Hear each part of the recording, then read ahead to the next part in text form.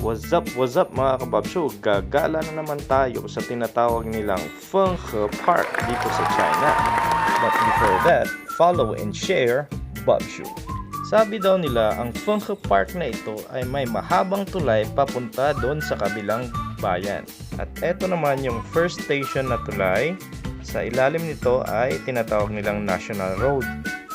So kung nag-break up kayo ng jowa mo, tumalon ka na dito, sigurado tapos ang buhay mo. Joke lang. Kung naglalakad na ako papunta sa entrance, grabe naman tong entrance na to. Papasok ka lang papahirapan ka pa. So eto na ang unang station ng tulay na to. Ay kita nyo naman ang ganda madami pang building din sa kabila Tapos pwede rin kayong mag-bike dito or jogging. At sa dulo ng tulay na to ay ang Taoyuan Stadium. Eto na, palakad-lakad na si Babsyo papunta dun. So medyo foggy na dito sa amin kasi yung winter padating. O bihira mo na makikita yung blue sky sa mga buwan na to. Nakikita nyo naman yung ilog na yan, ang lawak niyan. At yung mga building na yan sa kabilang bayan na yan. Siguro kung lalakarin, mga 1 hour and a half papunta dun.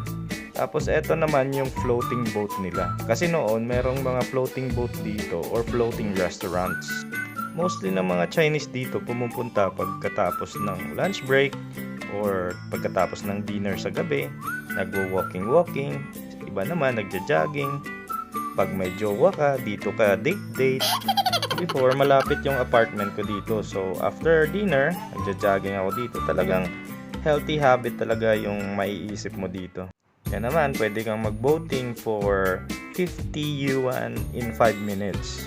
Medyo mahal nga. Kaya nga lang famous na park to dito sa Taoyuan So mahaba-habang lakaran pa to. Kasi 1 hour and a half papunta dun sa dulo At yung iba naman pumupunta sa maliit na isla na yan nang mimingwit ng mga isda. Hope you enjoyed this video. Don't forget to follow and share Babsyo.